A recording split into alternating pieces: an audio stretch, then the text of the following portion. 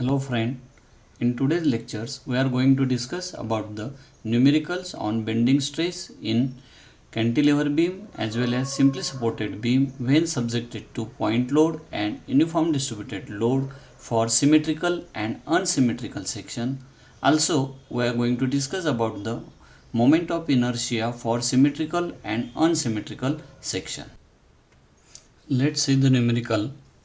In this numerical, a cantilever beam 3 meter long and UDL is 30 kilonewton per meter is acting. So according to this, first we will mark this cantilever beam having the span 3 meter and UDL is acting 30 kilonewton per meter on it.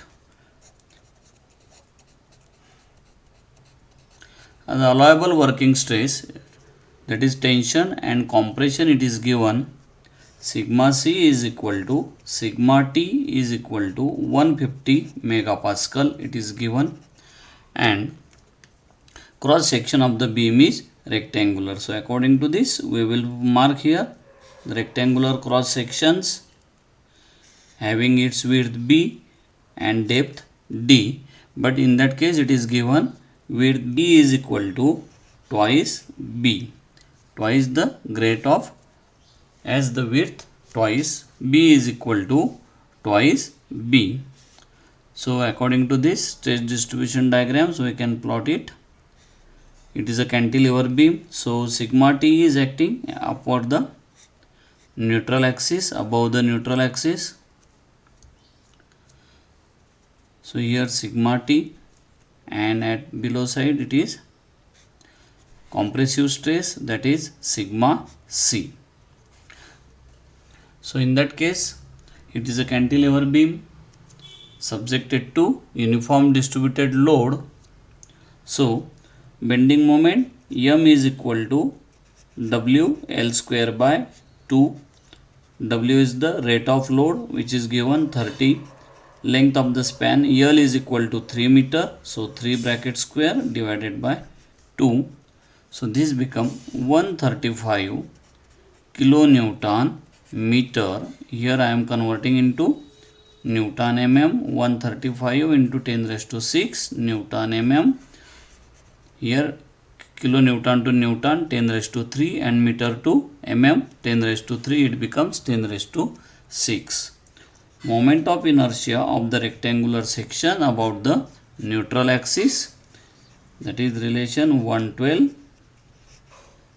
BD cube 112 B, and depth is given twice B, so twice B cube, so this becomes 0.66 B raised to 4. Y is the distance from centroidal axis, or you may say neutral axis, to outer fiber, that is Y is equal to D by 2. Y is equal to D by 2, but D is equal to twice B, so twice B upon 2, 2 will be cancelled, so it becomes B. So according to our equations, flexure the formula M upon I is equal to sigma upon Y. Sigma is given 150 megapascal, so moment 135 into 10 raised to 6, you may say moment, or you may say moment of resistance 0.66 B raised to 4. It is here sigma is given 150 and Y is equal to B. So after doing these calculations you will get the value of B, that is 110 mm, and depth of the beam is twice B, so this becomes 110 into 2, so that becomes 220 mm.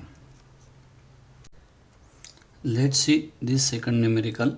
In this numerical, beam is loaded by the couple at each end having the value 5 kilonewton meter, that is the moment, and its cross section is given T type, and in these numericals we have to calculate the maximum tensile stress and compressive stress as well as its locations. So in that case, T section is given. So first we decide that this section is 1, this second. So according to this, 1 1 is the centroidal axis for that section 1, and this 2 2 is the centroidal axis for that second number figure, and this is the neutral axis which is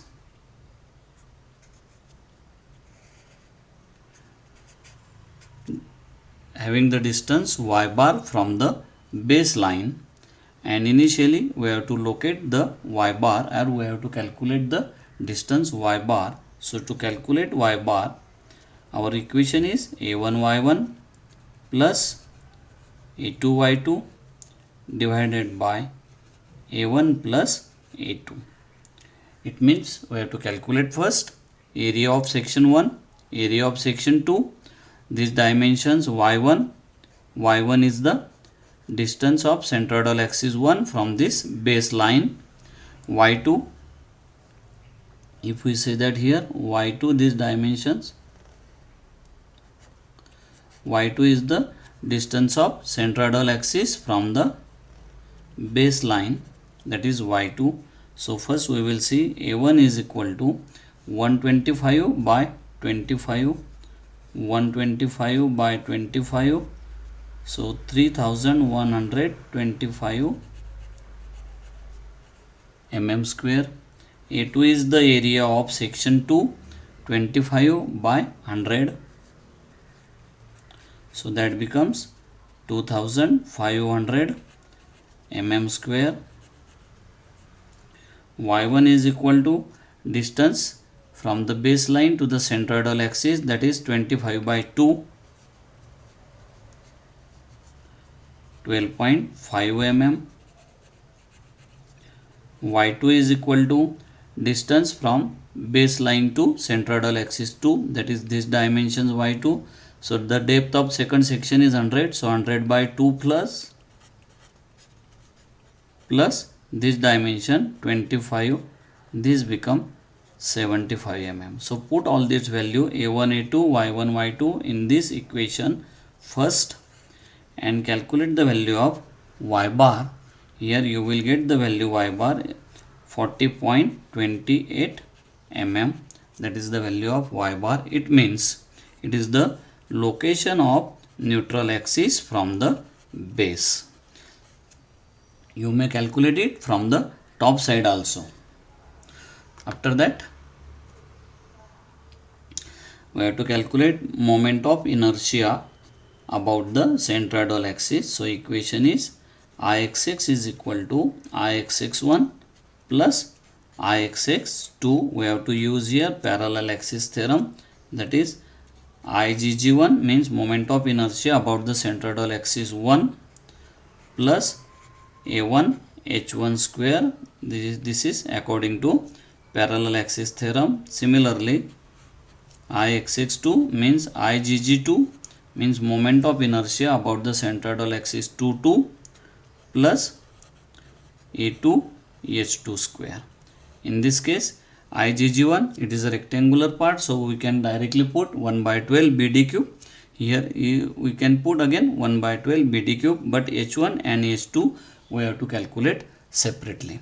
So h1 means for that figure 1, it is the distance between centroidal axis 1 1 and neutral axis. So that dimensions we say h1. So for that h1 we may say y bar minus y1. Y bar minus y1. Y bar we already calculated 40.28 and y1 is equal to 12.5. So this becomes 27.78 mm. Similarly, S2 means distance between the centroidal axis 2 2 and neutral axis. So this dimension become S2. So S2 is equal to, we may write y2 minus y bar. Y2 minus this y bar. So you will get here S2 So y2 is equal to 75 minus y bar 40.28. So 20, here you will get 34.72 mm. So according to this, we were going to calculate its moment of inertia, that is Ixx. So Ixx is equal to Igg1 means 112, B means 125 for the figure number 1, D means 25 cube, plus A1 3125 and H1 27.78 bracket square, plus for second section 112 BD cube, B means 25 and D means here 100 cube, plus area of 2500 and H2 means here 34.72 square. So here Ixx is equal to 7.66 into 10 raised to 6 mm raised to 4. So I is known, y is known, sigma b we have to calculate. So according to our Fletcher equations, to calculate the tensile force or tensile stress, first m upon I is equal to, if here I am writing sigma t upon yt. So if I say here y bar, this section yc, then this automatically these sections become yt, means tensile stress is induced at the upper side of neutral axis, whereas compressive stress is induced lower side of neutral axis. So this y bar is equal to yc, then that becomes 40.28. so yt is equal to, you may calculate it, that becomes 84.72 mm. So m is already given, 5 into 10 raised to 6, I am converting into Newton mm, divided by I, 7.66 into 10 raised to 6. Sigma t we have to calculate, and yt is equal to 84.72. So after this, sigma t is equal to 55.13 Newton per mm square, or you may say megapascal. So to calculate the compressive stress, again we may write here m upon I is equal to sigma c upon yc. Yc is nothing but it is equal to y bar. M remains constant, 5 into 10 raised to 6. I also constant, 7.66 into 10 raised to 6 is equal to sigma c we have to calculate, and yc is equal to 40.28. So sigma c here 26.29 Newton per mm square or megapascal.